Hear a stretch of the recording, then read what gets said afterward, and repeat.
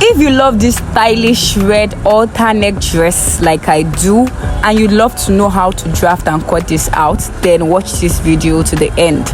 My name is Veronica Adams Eze. Welcome to Vera Adams YouTube channel. So without wasting time, let's just get started.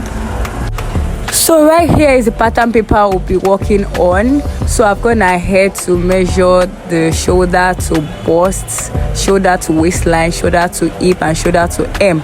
So right here we're working on the bust of 36 inches, waist 30 inches, and hip 39 inches. So I went ahead to mark what I have on the hip on the hem line. Please take note that no seam allowance was added to this. So right here I have both the armhole for the front and the back drafted. That means you can use one pattern paper to cut out for the front and back. Just that the difference is that the back, you'd add your zipper allowance to the back, to the center of the back. So moving on, I'll go ahead and turn the pattern paper to the other side so that it will be more convenient to work on.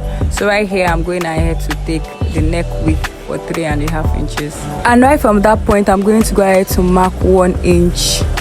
I'll move ahead to bring in the armhole line to connect to that 1 inch point, just the way you see me doing right here.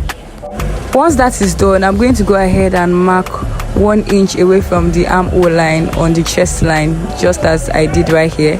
And from that point, I'm going to connect right ahead to the 3.5 inches that we left for the neckline. That is 3.5 inches for the neck width. So right here, all I'm just doing is just to make the lines more visible. And for that reason, I'm going to go ahead to bring in my marker pen so that I can highlight these major points out so it becomes more visible. So right at this point, we can move ahead to the neckline extension. So actually I was supposed to leave about 4 inches above the starting line, but I forgot. So right here I've already gone ahead to attach a fresh paper right at that starting point. So right at this point I've gone ahead to rule a straight line, and I'm measuring 3.5 inches on that straight line. Actually 3.5 inches works perfectly well for me for my next extension. You can go ahead to measure yours. So right on that point, I actually want the width of the neck extension to be just 1 inch. You can go ahead to determine the width that you want, but I want mine to be 1 inch, which is what I've gone ahead to mark right there.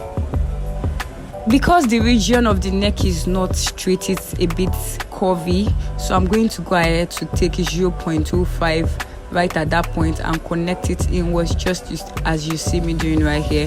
And I'm going to go ahead to do it for the other side as well and take 0.25. So at the end of the day, you still have 1 inch. If you are confused about this, you can go ahead and watch it again, or you can go ahead to see some of my videos, because I have quite a few videos on neck extension.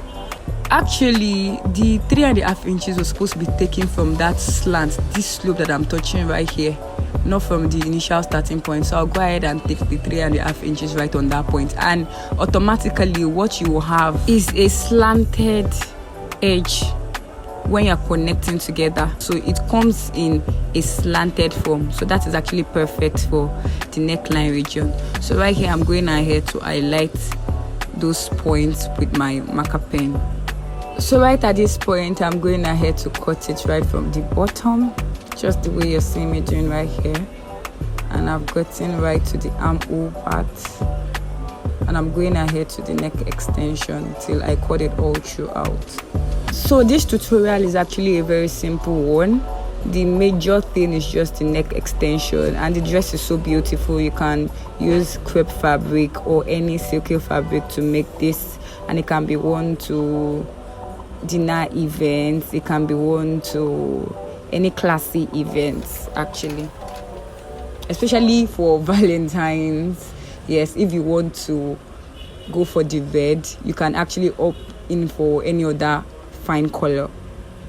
So if you found this video useful, give it a thumbs up by clicking on the like button, and if this is your first time here, do well to subscribe to this YouTube channel. And now we've come to the end of this tutorial. I've gone ahead to join both ends together at the back, and now we've come to the end of this tutorial. I'll see you in my next one. Bye.